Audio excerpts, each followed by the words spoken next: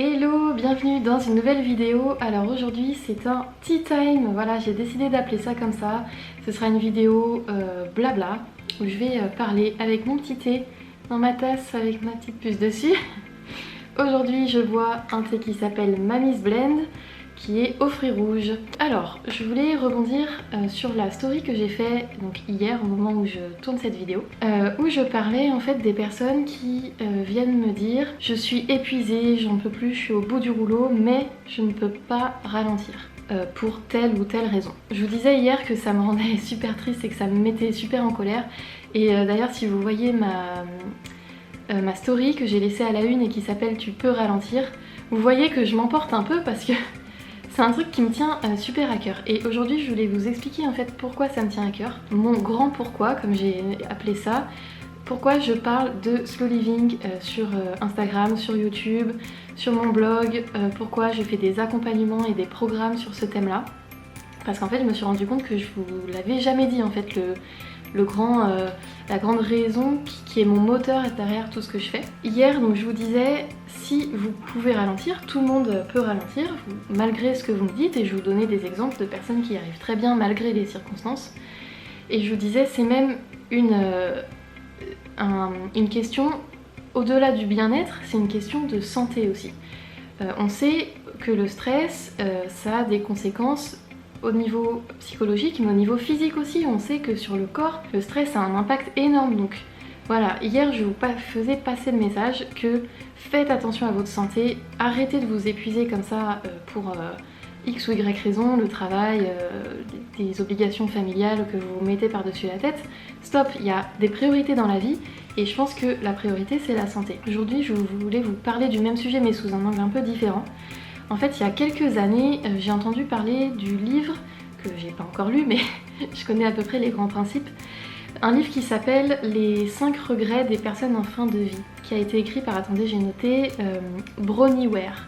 Donc je vous mettrai tout ce qu'il faut dans les informations pour que vous retrouviez. Donc en fait je crois bien que c'était une infirmière ou une aide-soignante en soins palliatifs. Et pendant une super longue période, un truc du genre 10 ans, elle a demandé aux personnes qui passaient dans son service quels sont vos plus grands regrets dans la vie en fait.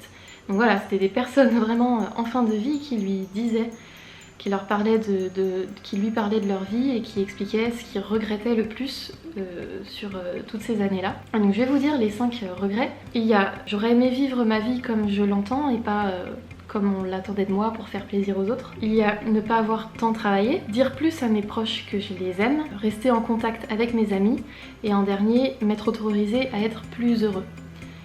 Et je sais pas si vous vous rendez compte, moi la première fois que j'ai entendu ça, mais ça m'a un peu angoissée quoi, parce que, je veux dire, dire aux gens qu'on les aime, avoir moins travaillé, et s'être plus amusé, etc. C'est juste l'essence de la vie, vous me direz ce que vous en pensez, on en reparlera à la fin de la vidéo, mais c'est juste la base quoi. Et on arrive à des gens qui disent qu'ils regrettent tout ça. Je trouve ça horrible, mais vous avez pas idée et j'aurais du mal à l'exprimer, mais je trouve ça horrible. Et du coup c'est devenu mon moteur en fait de me dire non, moi je veux pas ces regrets à la fin de ma vie. C'est hors de question que je vive une vie qui m'amène à me dire ça à la fin, mais vous vous rendez compte, c'est affreux. Et donc du coup voilà, pour vous dire mon pourquoi, c'est ça, c'est avoir vécu une vie qui me permet de dire à la fin non j'ai pas de regrets, ouais j'ai vécu une super vie, je suis super contente, plutôt que de me dire j'aurais souhaité ne pas avoir autant travaillé. Et aujourd'hui c'est exactement pour ça qu'on se rend malade tout le temps quoi. Je trouve ça horrible. Et je veux la même chose pour vous en fait. Je veux pas qu'on soit des gens à la fin, dans 40 ans, qui se disent, qui sont pleins de regrets comme ça sur des trucs aussi basiques et importants de la vie. Et donc tout à l'heure sur Instagram je vous ai demandé qu'est-ce qui pourrait vous faire dire à la fin j'ai vécu une super vie, je suis vraiment trop... Je suis heureux quoi, heureux ou heureuse de la manière dont j'ai vécu ma vie et voilà. Et j'ai noté ce que vous m'avez dit et j'ai noté une petite gorgée avant.